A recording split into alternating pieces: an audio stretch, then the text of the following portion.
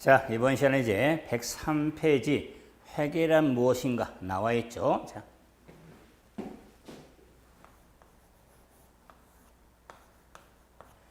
회계, 자, 알파벳 A라고 그랬죠. 어카운팅.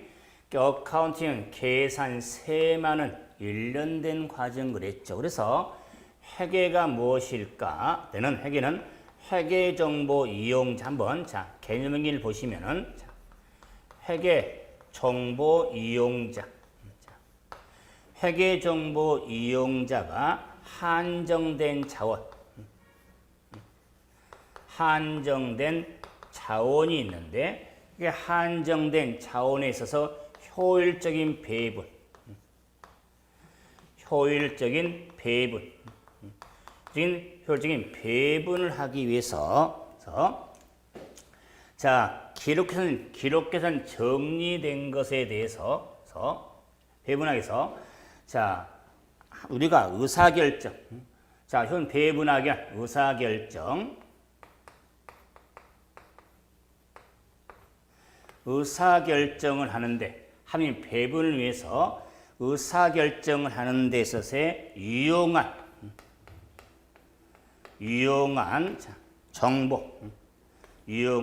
정보를 전달하는 과정을 자, 회계라고 하겠다. 자, 그래서 자, 회계는 회계정보 이용자가 한정된 자원의 효율적인 배분을 위하여 의사결정을 하는데 유용한 정보, 회계 정보를 전달하는 과정을 회계라고 하겠다. 그러면은 우리가 전 시간에 부기, 장부에 기입하는 부기를 봤는데 부기보다 훨씬 더 광범위한 개념을 알 수가 있죠. 자, 그 의미는 뭐냐면 아무리 정보를 전달하는 과정이 아니라 기록계산 정리된 걸 바탕을 해서 정보를 제공하기 때문에 부기가 바탕이 돼야겠죠. 자, 그런데 이런 회계정보 이용자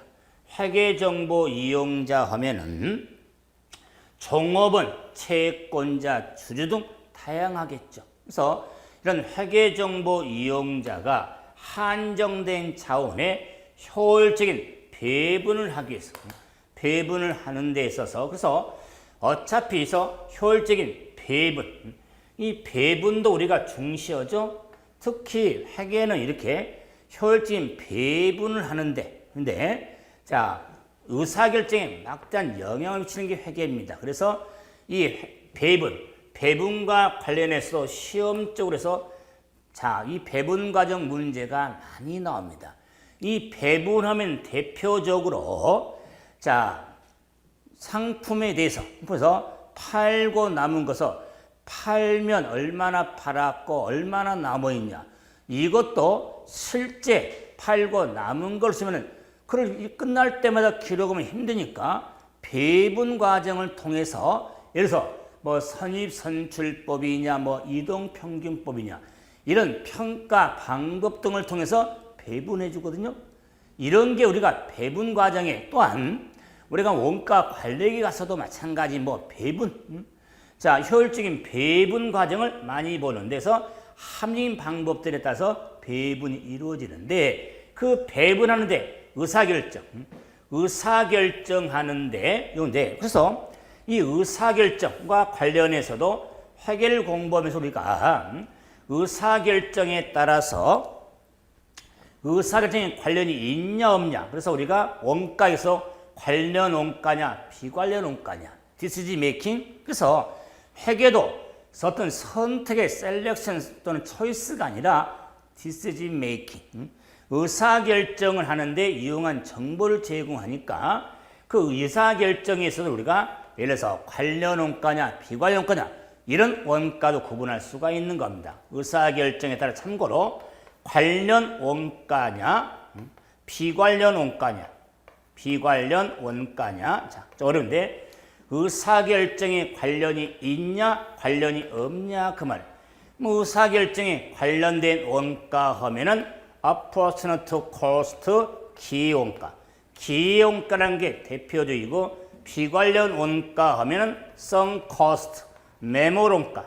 매몰원가가 대표적이죠. 그래서 기원가니 매몰원가니는 원가 회계에서 정리하고 관리에서 정리하겠지만 그런 의사결정을 하는 데서 유용한 정보를 제공하죠. 그래서 이 유용한 정보를 제공하는 의미에서 유용한 정보를 제공하기 위한 우리가 이론적인 우리 개념체계상 우리 이론 체계에서 유용한 정보에 대한 회계 정보에 있어서 질적 특성, 유용한 정보가 되기 위한 질적 특성이란 걸 따질 거다 그 말. 그래서 이 유용한 정보는 질적 특성이지 인포메이션 이 정보를 양적으로 그릇에 담을 수 있는 게 아닙니다. 그래서 유용한 정보가 되기 위한 질적 특성으로서 뭐 공부하겠지만은 근본적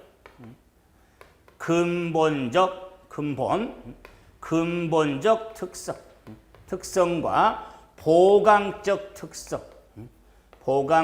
특성이 있죠.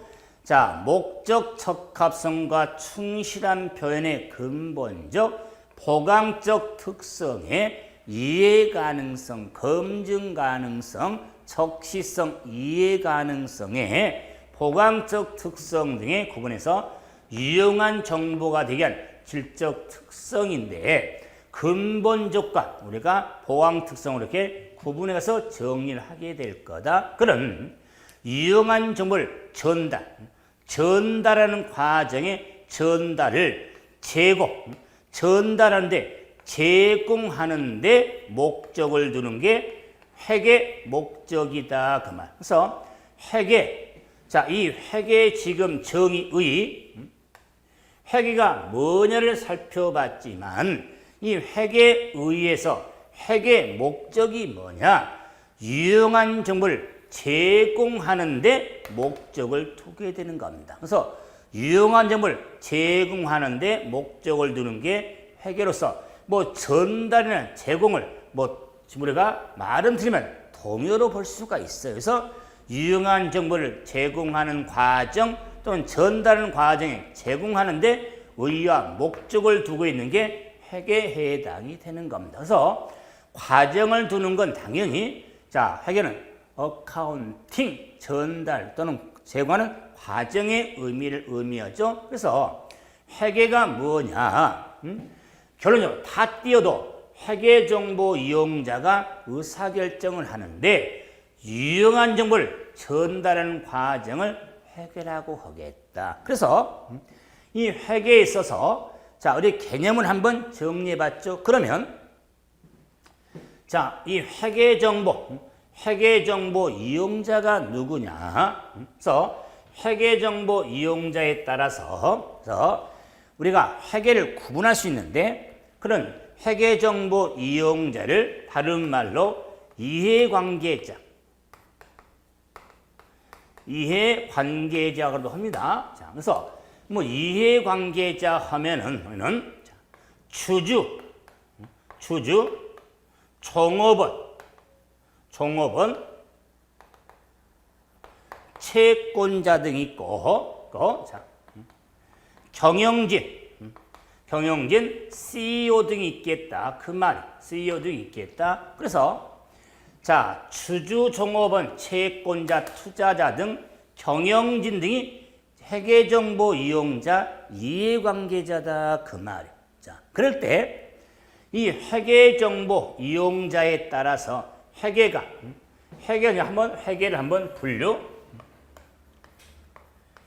한번 구분해 보면은 재무회계하고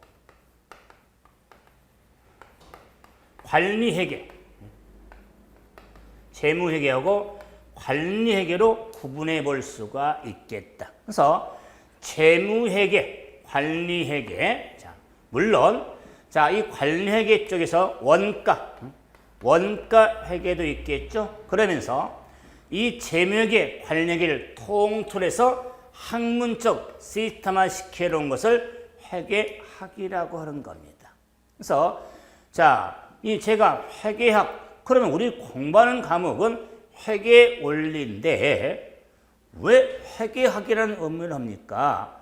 지금 원리적인 파악을 하게 되지만 결론적으로 우리 시험은 문제 유형을 보면은 회계 원리 유형이 아니라 회계학 시험적으로 보셔야 돼요. 그 말은 우리 회계 원리는 원가 관리에게는 회계 원리 과목은 정리를 안 합니다. 원리를 따질 때는. 그런데 우리는 원가 관리회계가 8문제가 출제됩니다. 자, 한 40문항 중에 자, 8문제가 원가 관리회계예요. 그렇기 때문에 재무회 영역에서 자, 32문제가 출제가 되는 겁니다. 자, 그렇기 때문에 우리가 40문항 중에서도 원가 관리회계를 정말 더 힘들어하죠. 자, 그럼 저는요, 시샘말로 표현이 좀 첫 시간이 그렇지만 이렇게 반타작이라는 표현을 써서 죄송하지만은 원가 관리회계는요, 반타작은 해야 돼요. 절반은 맞아야 된다. 그 말이에요. 그래야 목표 점수 60점을 넘길 수가 있는 거예요. 그런 의미에서 원가 관리회계도 여러분이 뭐 지금 입문 시작이지만 앞으로 공부하면서 버려서는 안 됩니다. 자, 역시 정상적인 과정으로 정리할 때 저는 욕심은 한였지만은 제가 정리할 수 있는 이 내용까지는 정리 좀 해달라 하면은 그 내용까지는 정리를 하시는 그런 믿음도 필요합니다. 저하고의 믿음. 그러면서 이런 재무회계 관리회계로 구분되는데 이 분류는 회계정보 이용자가 누구냐 그래서 자, 주주종업원 채권자 등은 외부 정보 이용자고 자, 경영진 등은 내부 정보 이용자다 그 말. 내부 정보 이용자. 그래서 재무회계란 외부 정보 이용자가 유용한 정보를 제공하는 것을 재무회계라고 하고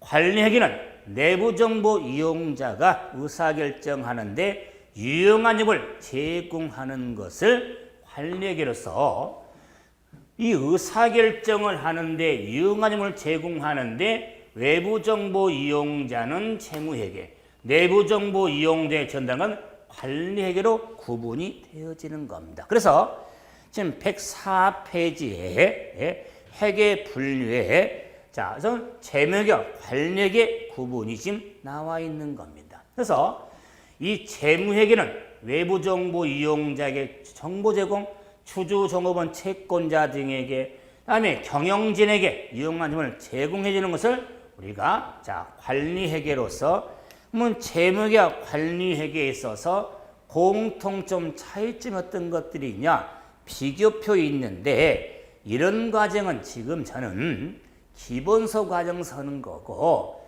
입문 과정서는 개념 파악이니까 회계 원리는 오히려 재무회계하고 관리회계의 동계 자, 이 회계학적인 접근이 이러면서 정보 이용자가 외부냐 내부냐 또 구분해서 정리를 하는 게 유용성이 많다. 제가 노파심에 재무회계 영역이 훨씬 더 광범위하는데 문항수만이 되고 그래서 재무회계 관리회계 영역에서 어느 분이 60점은 24문제 아닙니까? 그렇기 때문에 8문제를 버리고 32문제 중에 24개를 맞으면 되지 않습니까? 60점. 그런 전략을 짜신 분 위험합니다.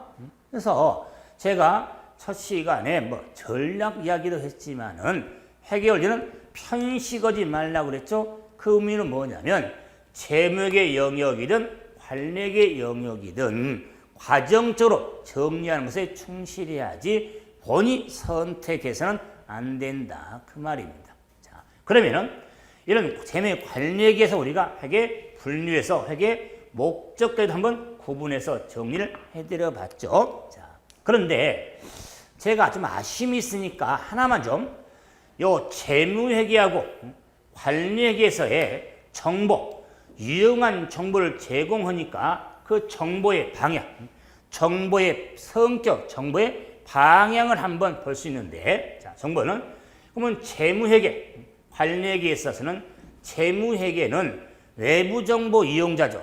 외부정보 이용자니까 과거 지향적, 과거 지향적이라면 자, 당연히 자, 관리회계는 미래 지향적 사고를 갖는다 그 말. 그래서 보면은 불만적으로 재무회계는 과거 지향적 기록된 정보를 가지고 외부 정보 이용자에게 제공해 준다면 우리가 관리회계는 미래 정보, 미래 지향적은 현재 있는 정보를 가지고 앞으로 미래에 어떤 결과를 추구하는 의사결정에 도움 주는 게 관리회계다 그 말이에요. 자, 그러기 때문에 과거 지향적이냐 미래 지향적이냐, 그래서 당연히 재무회계는 화폐적, 재무적 정보를 다른 말로 하면 화폐적 정보라고 합니다. 화폐적 정보를 제공한다면 당연히 관리회계는 재무적 정보뿐만 아니라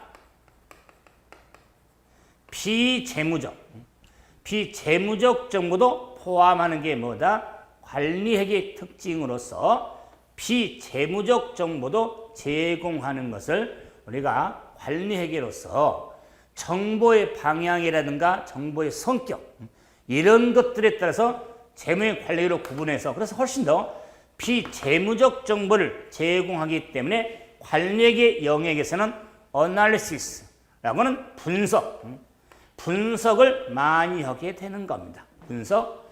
왜? 근데 이 분석을 통해서 그래서 만약에 자, 원가 차이 분석이라든가 또는 손익분기점 분석, 이런 분석 등을 통해서 미래지향적인 정보로서의 의사결정에 도움을 주는 정보를 제공해 주는 겁니다. 그렇기 때문에 이런 분석 등을 활용을 하게 되는 게, 그래서 분석은 시간적인 좀 어려움이 많죠. 분석은 시간이 필요하니까. 그래서 문제도 좀 분석 관리 문제가 좀 힘들어하는 게 여기서 나타나는 겁니다. 하지만은 재무회계와 관리회계는 우리가 특징으로 구분하면서 정리를 하게 되죠. 그래서 회계에 대한 우리가 분류를 한번 해봤는데, 그럼 이제 부기는 뭐냐?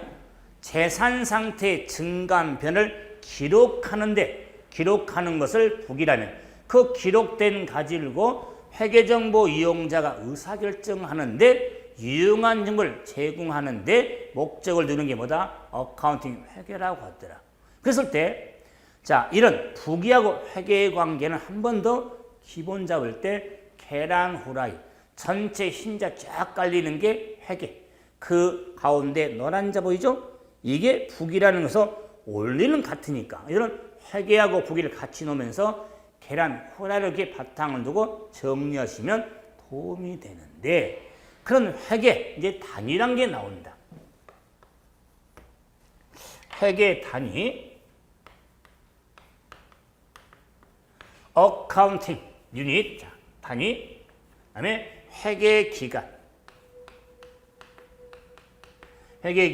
그래서 회계 단위하고 회계 기간 구분하셔야 됩니다. 자, 그럴 때 회계 단위하면 장소적 범위를 회계 단위라고 하고, 회계 기간 하면 얘는 시간적 범위를 회계 기간이라고 하겠다. 그래서 장수적 범위가 되기 때문에 회계를 기록하는 장수적 범위죠.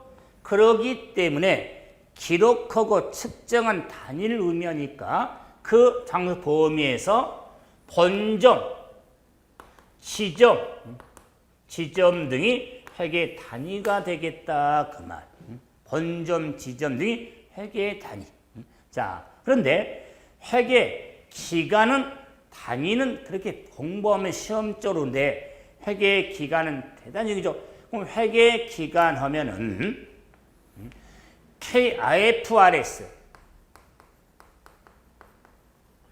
KIFRS에서는 보고 기간이라고 하더라.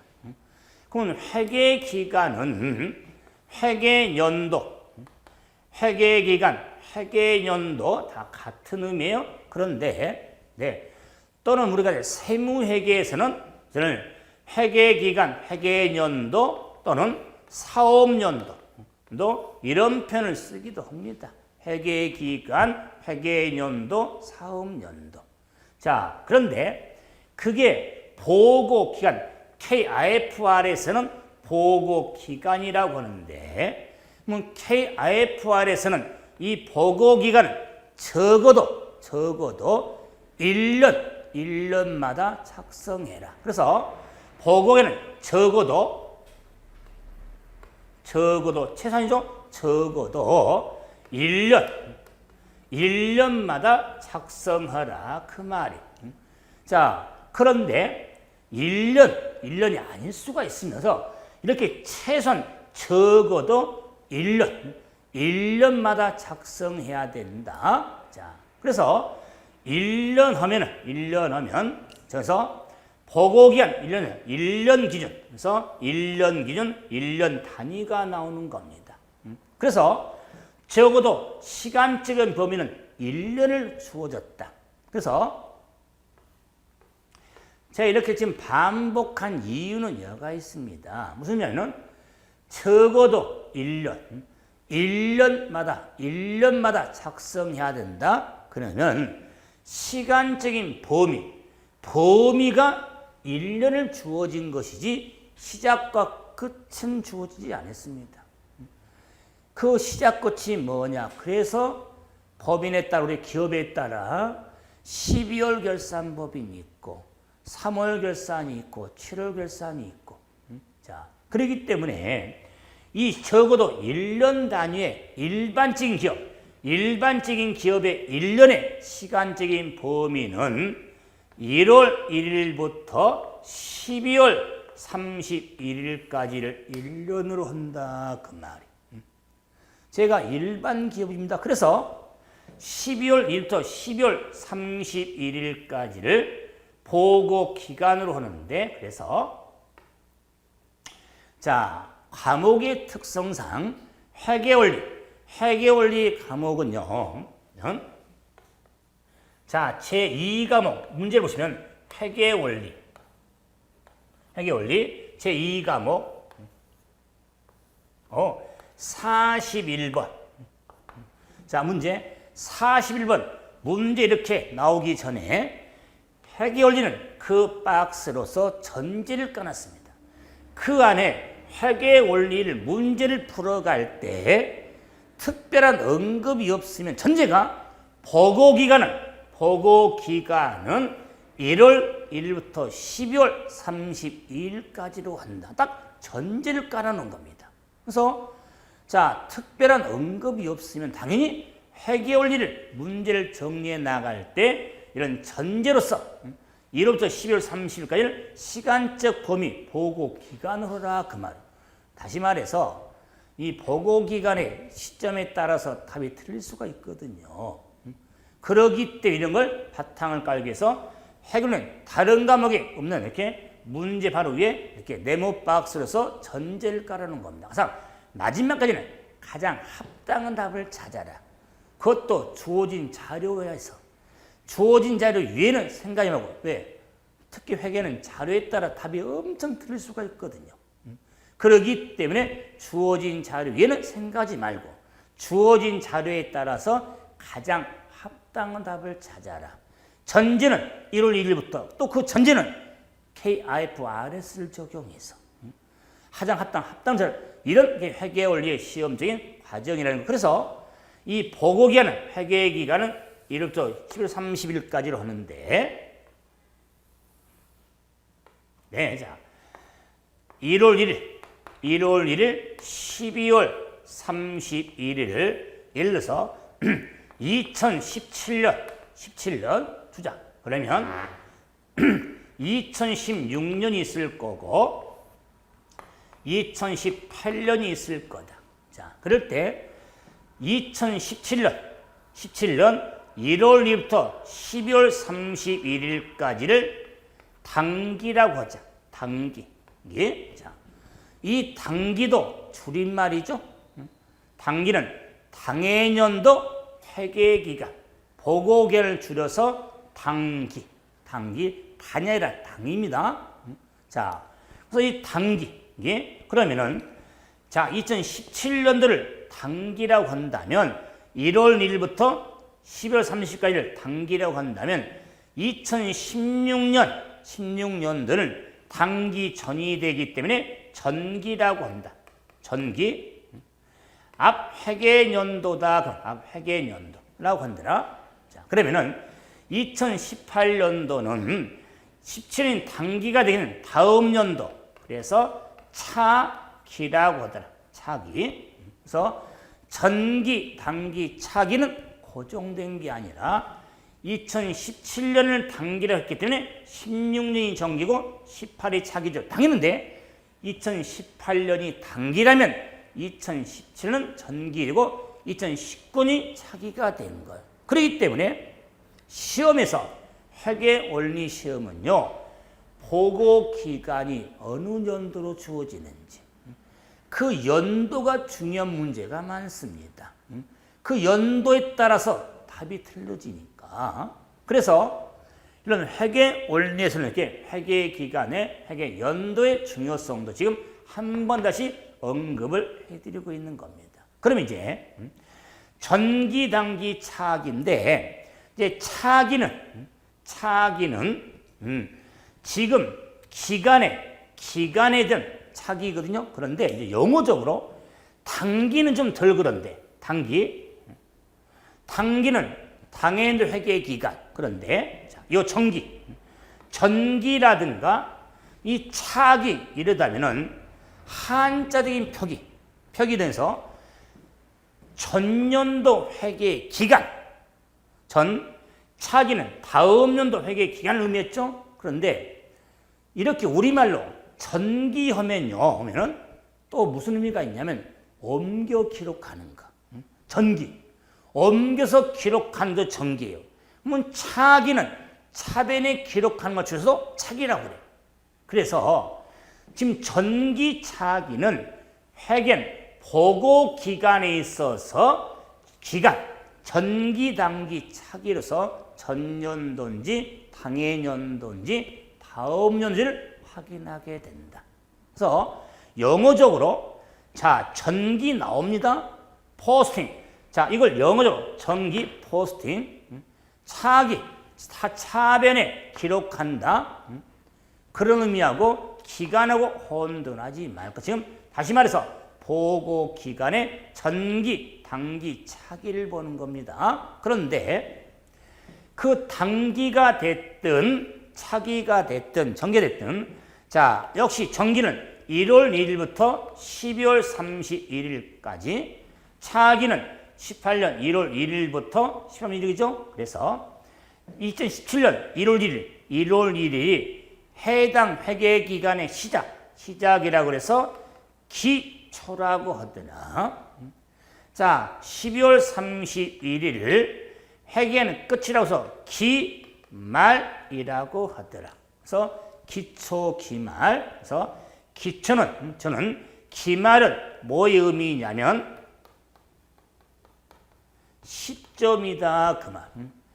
회계는 시작한 시점을 기초, 끝나는 시점을 기말이라고 하겠다. 그래서 시작한 시점, 끝나는 시점 앞으로 회계 원리를 정리하고 이해할 때요, 이 시점이란 걸 반복적으로 해두셔야 돼. 시작한 시점이 기초, 끝나는 시점이 기말이라고 하는데 이 시점을 한번 확인하기 위해서 2016년 2016도 12월 30일은 기말입니다. 2018년 1월 1일은 기초입니다. 그랬을 때 2016년 기말과 2018년 기초는 똑같습니다. 2017년 기말과 2018년 기초는 똑같습니다. 1월 1일이고 12월 31일이고 아니 12월 31일 1월 1일은 어떻게 똑같습니까? 그러니까 2016년 끝나는 시점은 2018년 시작한 시점과는 똑같은 거예요. 그 말은 2016년 끝나는 시점의 100원은 2018년 시작한 17년 시작한 시점의 100원과 똑같은 거예요. 잠자고 일어났다고 해서 100원의 금액의 가치가 바뀝니까? 그러지 않습니다. 자, 그래서 회계 시험에서는 2017년 기초 1월 1일 자료가 나와야 되는데 대신에 2016년 기말 자료를 주어집니다. 그럼 연도는 2017년도 어떤 자료에 따라 답을 찾는데 2016년도 자료에 기말이 주어지면 2017년 기초 금액을 의미하는 겁니다. 이거 증명해야 할 거 아닙니까? 2016년 기말 금액은 2017년 기초 금액과 똑같고 2017년 기말 금액 2018년 기초 금액과 똑같다. 증명을 하길 거죠. 그 증명은 우리가 필요한 클로즈 결산 과정 때 제가 분명히 증명해 드릴 테니까 확신을 가져라. 2016년 정기말 금액은 17년 당기초 금액과 똑같고 당기말 금액은 차기초 금액과 똑같다는 거. 그러지? 당기, 기초, 기말이 똑같다는 말 아니에요? 자, 전기말과 당기초, 당기말과 차기초. 그러면 똑같다는 의미에서 자, 12월 30일 1월 1일 똑같죠? 12월 1월 1일 똑같죠? 이걸 의미해서 요 회계기간, 보고기간에 대한 이 개념은 시험적으로 뭐 기초가 뭐냐, 기말이 뭐냐 이런 거 의미는 없어요. 그런데 회계 원리를 공부하면서 기초, 기말, 당기, 전기, 차기란 보고기간의 기초 개념을 모른다. 말도 안 됩니다. 자, 회계기간 한번 확인해 봤고 이제 내용적으로 106페이지 가보시면 이제 재무 상태란 뭐냐 나와있죠? 106페이지.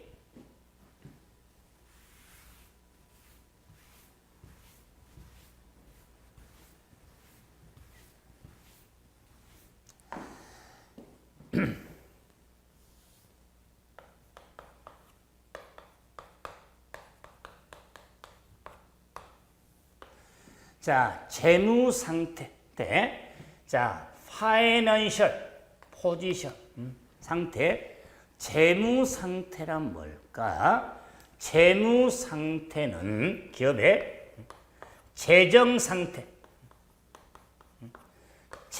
상태라고도 합니다. 재정 상태. 그래서 이 재무 상태는 재정 상태라고 하는데 말은 재무적 상태의 포지션을 의미하기 때문에 자, 이런 재무 상태, 재정 상태를 나타내는 요소가 있는데 이런 재정 상태, 재무 상태를 나타내는데 파이낸셜은 돈을, 재무 상태를 돈을 조달하고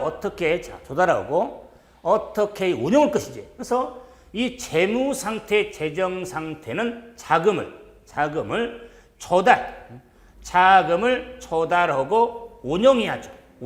그래서 이런 자금을 조달하고 운영한 상태를 재무 상태라고 하는데 어떻게 돈을 조달하고 어떻게 돈을 운영할 거냐 그 돈은 제가 펀드, 자금을 운영하고 자금을 조달하는 것을 재무 상태 또는 재정 상태라고 하는데 네? 그 재무 상태, 재정 상태를 나타내는 요소가 있더라. 요소. 자, 그러면 자금을 조달하고 자금을 운영하는 데서의 요소. 자, 이 요소가 있는 요소를 크게 세 가지가 있더라. 그래서 이걸 재무 상태 요소라고 하는데 요소가 자산, 부채, 자본이 있겠다. 그래서 자, 자산, 부채, 자본이 재무 상태 요소라고 한다. 자, 그래서 자, 이 자산 하면은 학명 A 우리가 asset이라든가 active라고 하겠다. 자, 그다음에 자, 부채 하면은 liability 또는 passive L이라고 학명을 하고 자, 자본하면 캐피탈 K도 있고 C도 있네. K 캐피탈 자본이라고 하겠다. 그래서 자산하면은 기업의 자, 재화나 자, 우리가 채권. 그래서 기업이 돈이 될 수 있는 채권, 재화나 채권 등을 자산이라고 하고 부채하면은 부채는 채무 등을 부채라고 했다. 그래서 팔아서 돈 되는 것들 받을 권리가 있는 것을 자산이라고 하고 부채는 갚아야 할 빚을 채물 부채라고 하겠다. 제가 지금 자산하고 부채를 가장 기초적으로 지금 정리하고 있는 겁니다. 가장 기초적으로 자산이라 하면 재화나 채권 등을 자산. 자, 부채는 기업이 채무 등을 부채라고 하겠다. 그러면 자본하면 마이너스 이꼬르. 자본은 자산소 부채를 차감한 자녀액을 부채라고 하겠다. 그래서 자녀액을 자본이라고 하겠다. 그래서 자산소 부채를 차감한 자녀액을 자본이라고 하겠다. 자, 부채 나오네요. 자, 그래서 자산이 뭐고 부채가 뭐고 자, 지금 자본의 의미로 이렇게 나와 있는데 제가 팔아서 돈 되는 재화, 채권, 갚아야 할 채무 이랬는데 자, 좀 확장을 하겠습니다. 확장. KIFRS에서는 자산을 어떻게 정리하냐면 같은 의미인데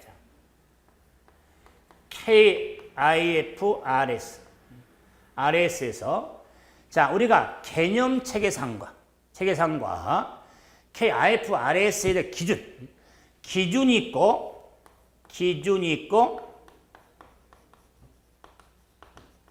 개념 체계가 있는데 조금 차이가 있는데 보면은 기준에서는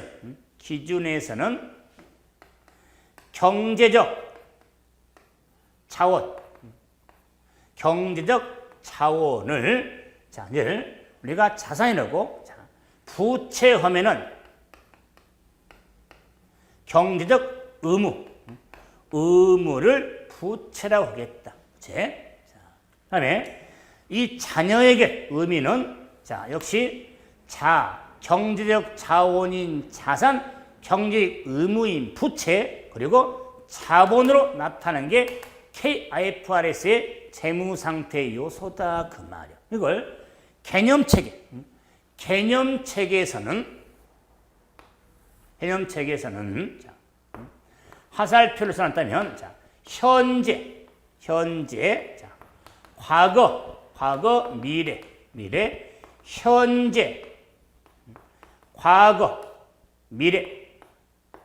그래서 과거의 거래나 사건에 의해서 현재 지배, 현재 부담되고, 자, 미래적인 효익, 미래적인 효익이 있는 것을 우리가 자산, 미래적인 효익을 효익에 대한 제공, 자, 의무, 제공 효익에 제공될 의무를, 그래서 이런 경영 효익이 있는 의무를 했으니까 자원, 자, 그래서 KIFR에서 이렇게 경제적 자원, 굉장히 의무, 자, 이렇게 정리하면서 개념체계상에, 어렵지만 개념체계상의 자원, 이 자원, 이걸 갖다 쓰는 겁니다. 경제 의무를 갖다 쓰는 겁니다. 그래서 개념적으로 자본은 역시 자녀액을 자본이라고 하는 겁니다. 자, 그렇기 때문에 제가 지금 자산, 부채, 자본의 요소에 재무 상태에 대한 큰 요소를 확인 한번 해드리고 있는 겁니다. 자, 그래서 반복적이지만 자산, 재와 채권도 중요하지만 경제적 자원, 부채는 경제적 의무를 중시해야겠죠.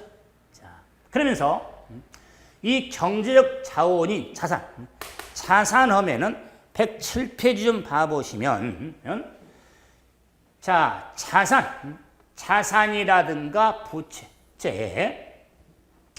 자, 유동과 비유동.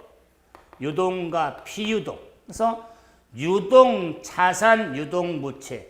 자, 또는 비유동 자산, 비유동 부채가 있거든요.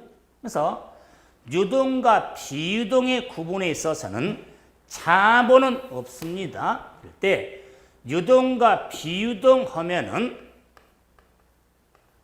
1년 기준 정상 영업주기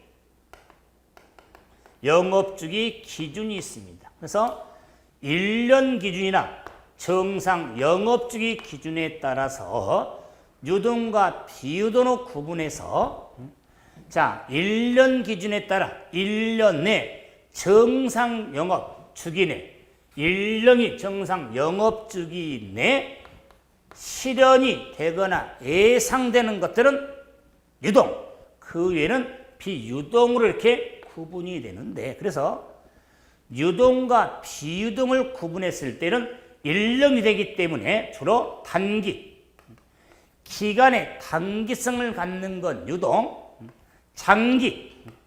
장기성을 갖는 건 비유동으로 이렇게 구분이 되어지는 거면서 유동과 비유동에는 구분이 이루어진다. 유동과 비유동의 구분은 단기, 장기. 그랬을 때 지금 부채도 같은 틀로 잡아나가는데, 그랬을 때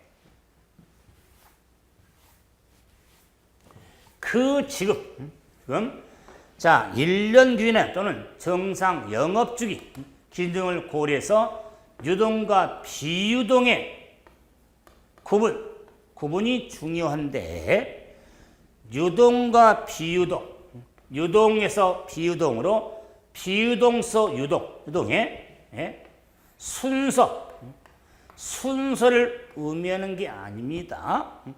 유동 다음에 비유동 다음에 유동이 아니라 순서가 아니라 구분의 의미지 순서 의미가 아닙니다. 자, 그래서 어떤 표에다 나타낼 때, 기록할 때 순서 의미는 아니라는 거 주의해야 됩니다. 반복이 될 거예요. 그랬을 때 이런 유동과 비유동의 구분에 따라서 구분되는데, 그러면은 이 자산 항목이 어떤 것들이 있냐? 107페이지. 뭐 현금, 당좌, 예금, 현금성 자산, 단기, 매매, 금융산, 외상 매출금, 받으러움, 매출 채권, 미수금, 단기, 대여금, 선거금, 선거비용, 미수수익, 상품, 끝이 아니. 투자부동산, 장기투자 금융산, 토지, 건물, 기계장치, 비품, 차량, 운반구, 산업, 재산권이 있는데, 자, 이런 항목들의 지금 이 자산 자산 항목들을 정리하면서 뭘 보냐면 이 자산의 항목이 된 분류죠. 예. 자산하면은 크게 금융자산, 재고자산, 유형자산,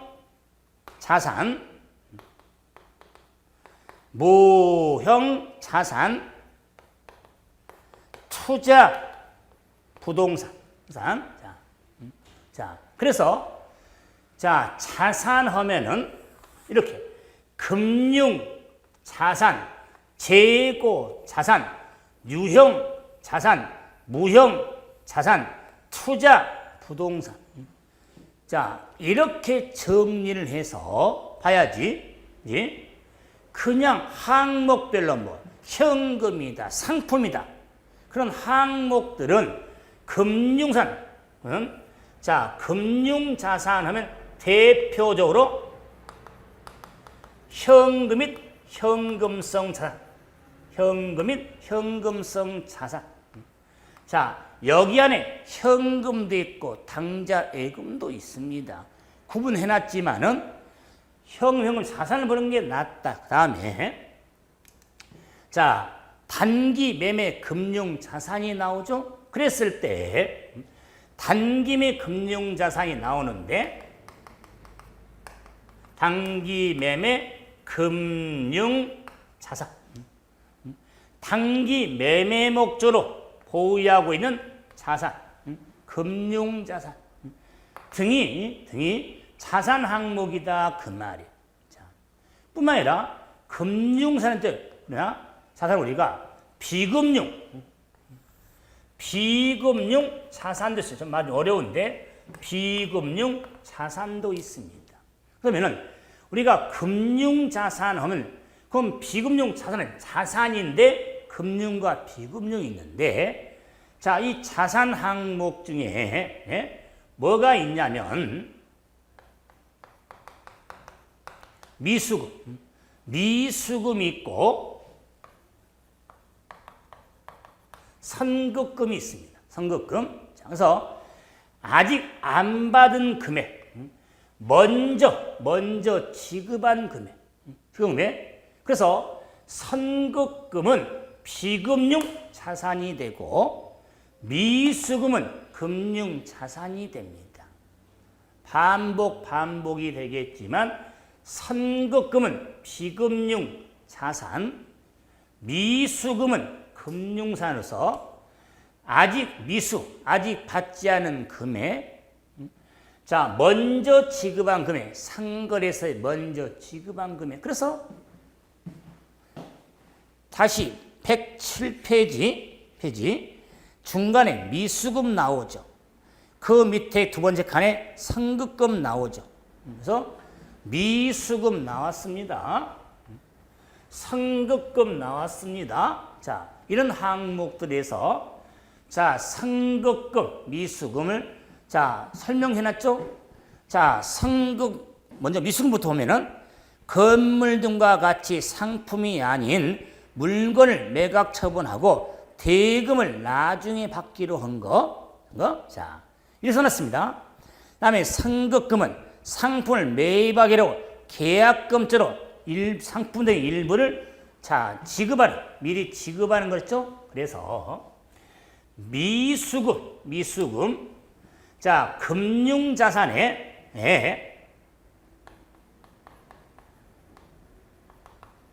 매출 채권이 있습니다. 채권. 그래서 매출 채권, 미수금. 그러면 다시 매출 채권 107페이지 보면은 외상 매출금 받을 어음, 그 다음에 매출 채권 나오는데 외상 매출금과 받을 어음을 합한 금액 그랬죠. 그래서 지금 매출 외상 매출금 받을 어음. 그래서 미수금도 그래서 다 금융 자산이 되는데 미수금 매출 채권의 성격을 알아야 금융산, 상품, 선급금을 알아야 성질은 비금 요소는 구분이 이루어지는 겁니다. 그럴수록 뭐 선급금, 미수금, 매출 채권 이런 항목은 자 매출 채권, 자 기타 채권 채무 공부하면서 이런 단원들의 항목을 다 정리하는데 제가 이렇게 잠깐 펴준 이유는 뭐냐? 이런 구분을 좀 항목을 우리 회계에서는 계정 과목이라고 하는데 기록은 정리하려고 설정된 단위의 이름을 계정 과목이라고 하는데 이런 계정 과목에 대해서 과목의 구분을 할 줄 알아야 된다 그 말이에요. 그 예를 들자면 뭐 선급금, 미수금, 매출 채권 다 금융선의 자산 항목인데 자 성격들이 다 다르다 그 말이에요. 그리고 채권에는 상품, 유형상 형체가 있으니까 토지, 건물 등 무형하니까 형체가 없죠. 산업재산권 등 투자부동산 등이 자산 항목에 해당이 되어지는 겁니다. 그래서 자 이번 시간은 이 자산까지 한번 확인해 봤고 이제 다음 시간에는 부채부터 한번 또 나머지 이런 틀로 한번 확인을 한번 하도록 하죠. 이번 시간은 여기서 마무리입니다. 수고하셨습니다.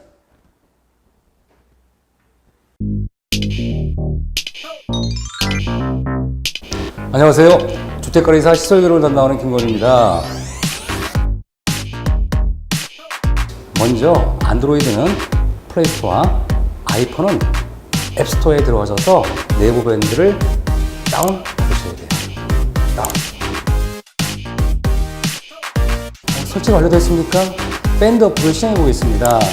어플 상단에 이렇게 돋보기가 있죠. 돋보기 잘 보세요. 이거 돋보기예요. 이거를 클릭해서 딱 하죠. 여기 뭐가 이렇게 떠요. 그러면 여기다 주, 수, 모. 다시 한번 뭐라고요? 주, 수, 모라고 검색합니다. 이렇게. 그러면 이 밴드가 나와요. 이 해당 밴드로 들어가 보겠습니다. 이 밴드는 주택관리사 수험생 모임이라는 밴드예요. 이렇게 보이시죠? 자, 수험 생활에 필요한 자료나 또는 정보 공유가 아주 활발하게 이루어질 수 있도록 만들어지는 밴드예요. 이 공지사항 같은 거 보시죠? 공지사항 이렇게 보여요. 보이죠? 공지사항. 그래서 우리 8월 자료 제공이라고 있죠? 또는 매주 자료 볼용이라고 있어요. 매주 자료용 보기를 한번 이렇게 클릭해 보겠습니다. 매주 수험생분들께 제공되는 자료인데요. 쭉 내려서 클릭해 보겠습니다. 그러면 이 파일 열기와 저장 등이 있어요. 보이시죠? 파일 열기, 저장, 네이버 클라우드의 저장, 그런 부분이 나와요. 그러면 저는 이 파일 열기를 한번 클릭해보겠습니다. 자, 지금 현재 여러분 보시는 거 있죠? 자, 지금 현재 이게 문제풀이 50개인데요. 우리 선생님들 눈이 잘 안 보이세요. 그렇죠? 안 보시니까 야 이거 이러면 어떠냐라고 싶은데 안 그래요. 자, 이렇게 확대해 볼게요. 오, 그래요. 엄청 잘 보이죠? 그렇죠? 이렇게 확대해서 여러분들이 필요한 내용을 정확하게 보실 수가 있어요. 응? 그렇다면 이 파일을 어떻게 할까요? 고민하시지 마세요. 이 파일은요, 핸드폰에 저장을 하셔가지고요, 컴퓨터로 쫙 옮기세요. 그 다음에 프린터 칙칙 누르면 이 내용이 그대로 나옵니다. 이제 자료에서 나가서 쭉 내려보세요. 그렇죠. 여기 보면은 내용들이 모바일 학습이라고 있어요. 매일매일 학습하는 내용들이잖아요. 그렇죠? 이렇게 더블보기 탁탁 찍어보세요. 그러면 이제 이런 내용들이 뭐냐면 교수님들이 매일매일 여러분들이 학습할 수 있도록 자료를 올려드리는 거예요. 업데이트 해드리는 겁니다. 그렇죠? 그 문제를 쭉 푸셨죠? 쭉 내려보는 거예요. 쭉 내려보시면 다른 해설도 있어요. 그렇죠. 그러고 난 다음에 여러분 어때요? 기분 좋으시죠? 여기 스마일 마크 쫙쫙 눌러줘요. 스마일 마크, 그죠? 기분 좋으신 분들 댓글도 쓰시고요. 이와 같이 우리 주, 수, 모 밴드에 가입하시면 매일, 매주, 매월 제공되는 아주 다양한 자료를 제공할 수 있습니다. 꼭 가입하셔서 좋은 대를 많이 받으시고 여러분 합격 기원합니다. 화이팅!